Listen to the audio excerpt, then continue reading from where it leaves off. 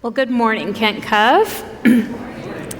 I am Torina Salcedo, Associate Pastor here, and I am continuing our Judges series this morning, picking up where Pastor Corey left off last week with his message about Deborah. Let's pray. Loving Creator, open our hearts and our minds today. We submit our whole selves to you. May your Spirit fill this place and shape us to your will. Amen. So today, we are talking about the story of Jael. And her story is directly tied to Deborah's, so I'm going to catch you up. Consider this a last week on the Judges type recap, okay? So last week on the Judges, Deborah is a judge and a prophetess, and she was ruling over Israel. She settled disputes, and she commanded an army. And God tells Deborah that the time has come to end the 20 years of oppression by the Canaanites, King Jabin, and his commanding officer, Sisera. So she summons her commanding officer, Barak, and fills him in on the plan that God has set before them. And God has assured them victory. But Barak only agrees to the plan if Deborah goes with him. So Deborah says, sure, I'll go with you, of course. But then she prophesies that because of his hesitation, he will not receive any glory for the enemy's defeat. The enemy will fall at the hands of a woman. So they go into battle. It's epic. There are 900 iron chariots. It's like a thing. And God is true to his word, and the enemy soldiers are slain, all of them, except the commanding officer, Sisera, who jumps out of his chariot and hightails it out of there, and that is where our story picks up. So our text today is Judges 4, verses 17 through 22. Sisera, meanwhile, fled on foot to the tent of Jael, the wife of Heber the Kenite, because there was an alliance between Jabin, king of Hazor, and the family of Heber the Kenite. So Jael went out to meet Sisera and said to him, "Come, my lord, come right in. Don't be afraid." So he entered her tent, and she covered him with a blanket. "I'm thirsty," he said. "Please give me some water." She opened a skin of milk and gave him a drink and covered him up. "Stand in the doorway of the tent," he told her. "If someone comes by and asks you, 'Is anyone there?' say no." But Jael, Heber's wife, picked up a tent peg and hammer and went quietly to him while he lay fast asleep, exhausted. She drove the peg through his temple into the ground, and he died. Just then Barak came by in pursuit of Sisera, and Jael went out to meet him. "Come," she said, "I will show you the man you are looking for." So he went in with her, and there lay Sisera with the tent peg through his temple, dead. All right. Whew. You know, Judges is like the best action movie. Well, I am a sucker for a female heroine, so here are a few of my favorites, just to kind of get us in the mood. So there's Gamora, Valkyrie, Black Widow, Mulan, Furiosa, Elle Woods, yes, Bo Peep and Katniss Everdeen. Bo Peep, I tell you, when she used her hook as a weapon, I was so excited. And then we have Rapunzel with her cast iron skillet, and Mirabelle, who fiercely fought for her family. Now, one of the reasons that I love these two in particular is because they're underdogs, they're undervalued, and underestimated. They are each fierce in their own way, though. But my favorite is this one. Yes, Buffy Summers. Buffy the Vampire Slayer. She is the chosen one, chosen in her generation to hunt vampires, and her primary weapon is a wooden stake. But one of her strongest weapons, actually, along with having super strength, a mean back kick, and a sassy comeback, is that she is underestimated. She's a warrior in the body of a high school teenager. So she's often able to just take her enemy by surprise. So when Pastor Corey asked me, or told me that I could choose any character in Judges to preach about today, it took about 10 minutes. It probably didn't take that long, but I just had to think it through. And I chose Jael. Jael's weapon of choice, like Buffy's, is also a pointy object. And Jael is not superpowered, but she is chosen. And she's also non-threatening, alone, vulnerable, and grossly underestimated. And she's a real person. She's not some fictional hero that we see on TV or screen. She is a warrior in the body of a tent-dwelling woman. So the story unfolds that Sisera is fleeing for his life, and he enters this Kenite camp where he believes he will find safety. And this is reasonable because King Jabin had a treaty with the Kenite people, so it makes sense that that is where he would run to. Jael sees him, probably recognizes him, sees that he's in distress, and invites him into her tent. Now, this is a strange and completely inappropriate thing. It would be very culturally inappropriate. Probably even today it might be inappropriate for a woman to invite a man into her tent and her husband isn't home. But even stranger is that Sisera accepts the invitation. And it's clear that this situation is anything but normal or typical. So now Jael, she's often portrayed as luring him into her tent, seducing him even, or premeditating his murder from the get-go. Now, any premeditation, it would have had to been minimal because she had no way of knowing that Sisera was going to be running in her direction. So, whenever she decided to kill him, it was somewhere within verses 17 and 21. From seeing him to tent peg. So she certainly invited him into her tent. We know that.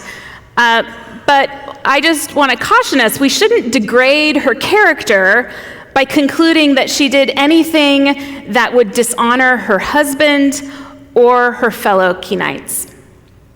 Because offending Sisera could have jeopardized the treaty between the Kenite people and King Jabin, and killing Sisera would have voided the treaty altogether, and it would put her entire community in danger. So she had to take great care in her interactions with him. So when he entered her tent, she was actually at great risk for being raped and becoming a spoil of war. This actually would have even been expected. But Jael accommodates him and hides him under a blanket so he can catch his breath. He politely asks for water, and she gives him fermented milk. Interesting.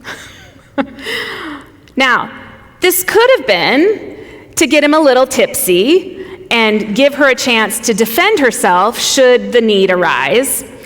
Or maybe she wanted him a bit sleepy, or maybe a lot sleepy, so that she'd have the chance to kill him. Who's to say? We don't know what Jael was thinking.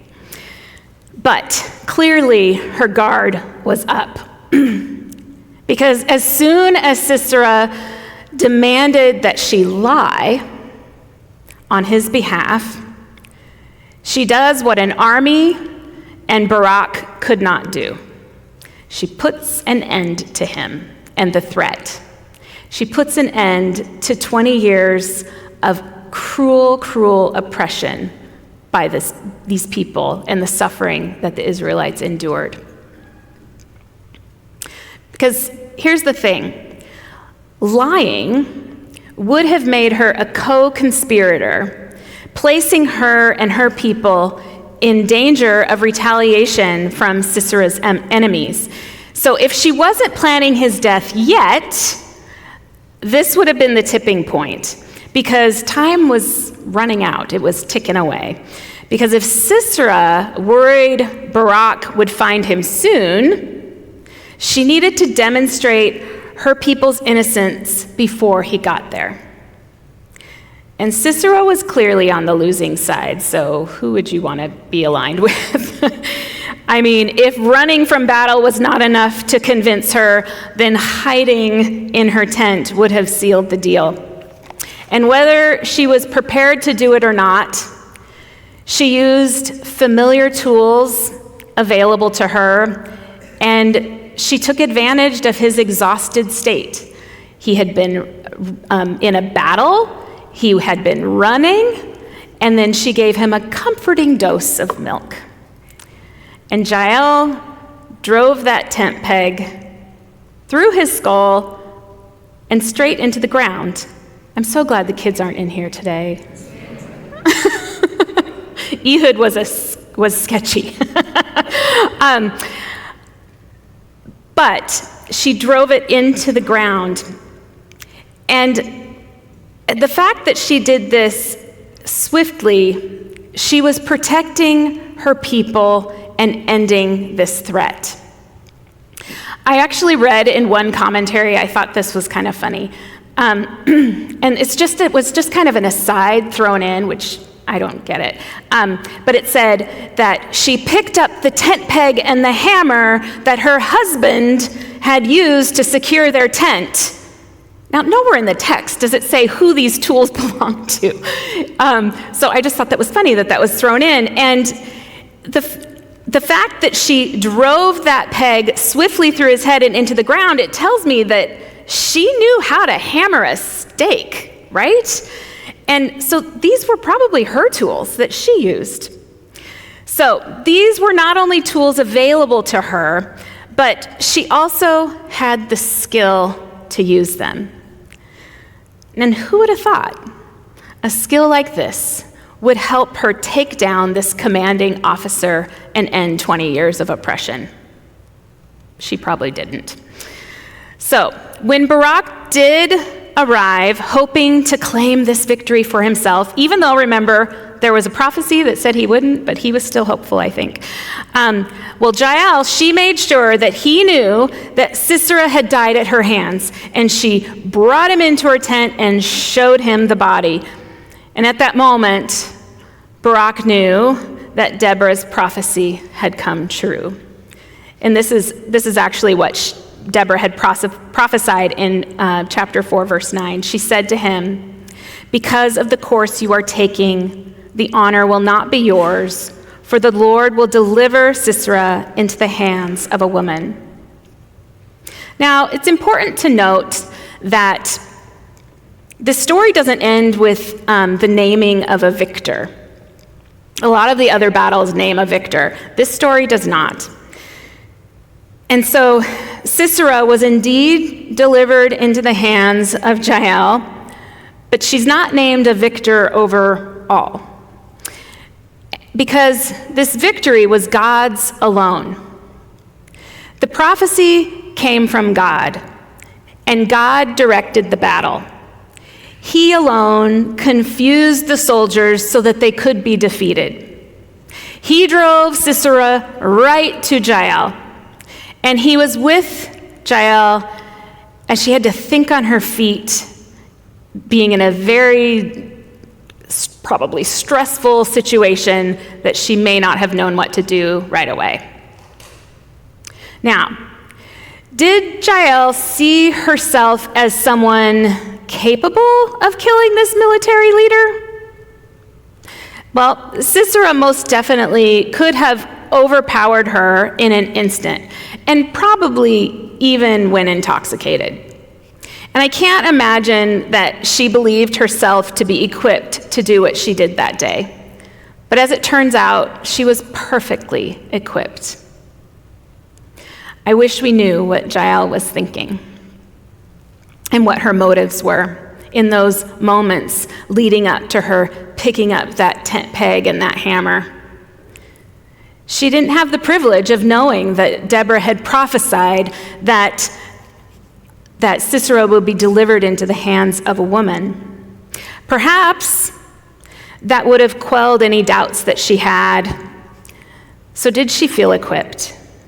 Did she wish that maybe she had a spear instead? Or did she hope that anyone would show up and do this deed so that she didn't have to?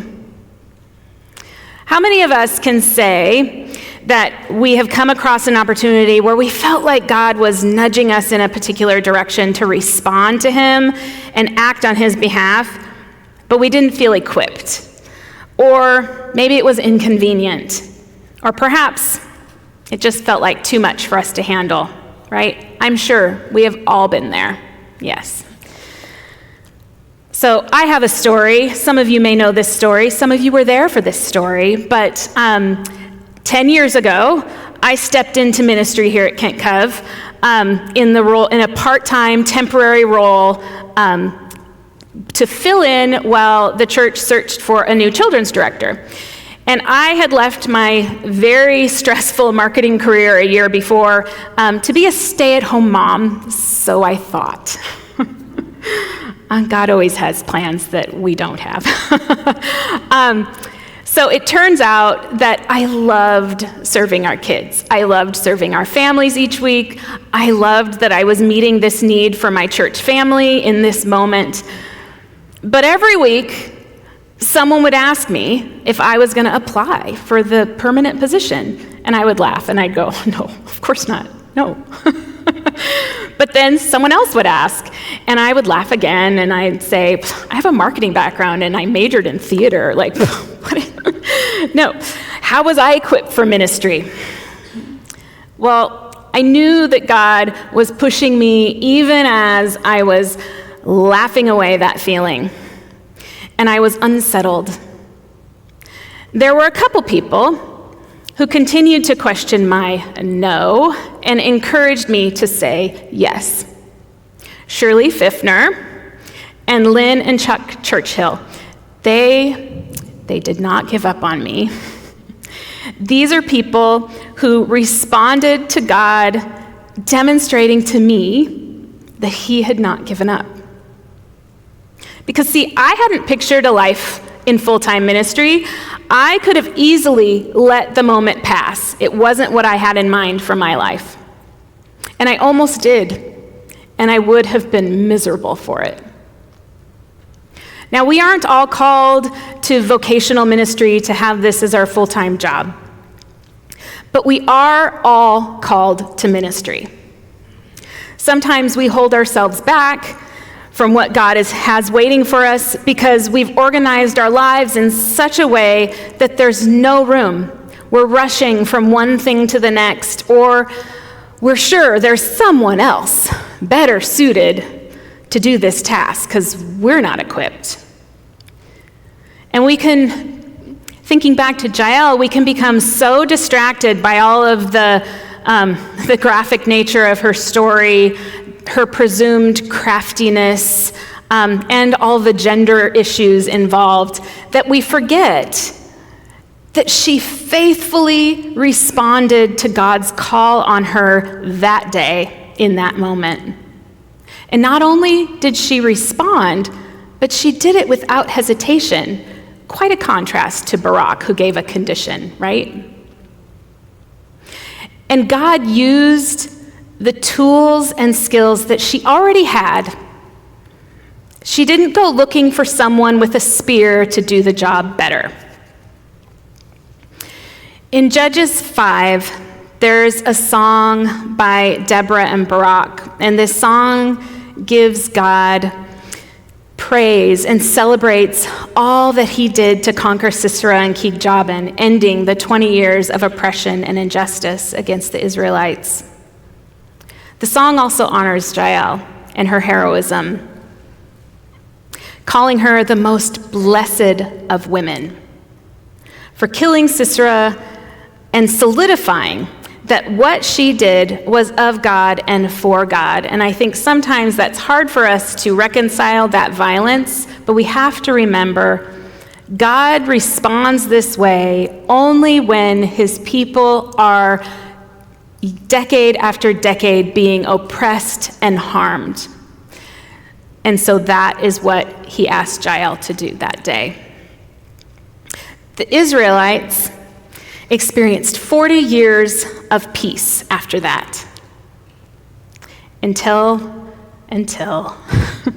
they did what was evil in the sight of the Lord again, and the cycle began again.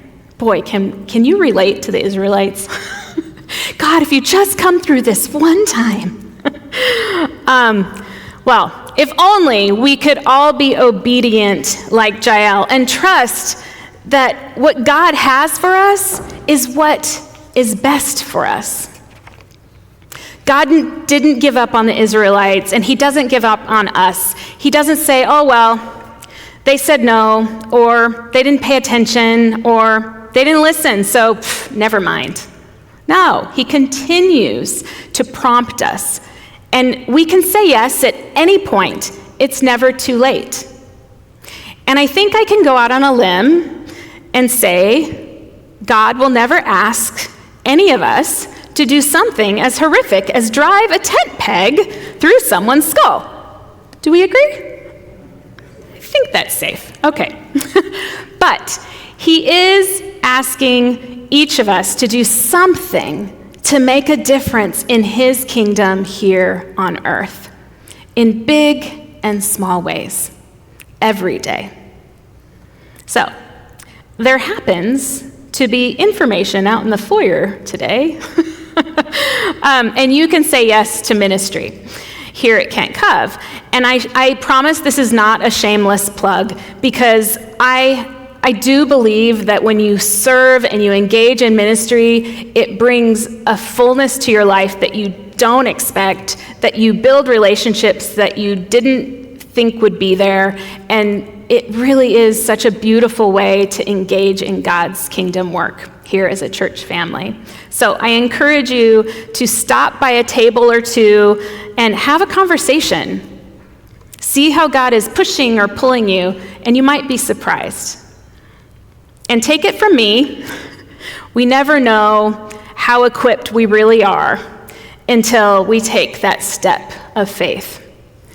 And I pray that when we feel God's nudge to take that step, that we respond like Jael, without hesitation, and with the tools and the skills that he has given us. Amen.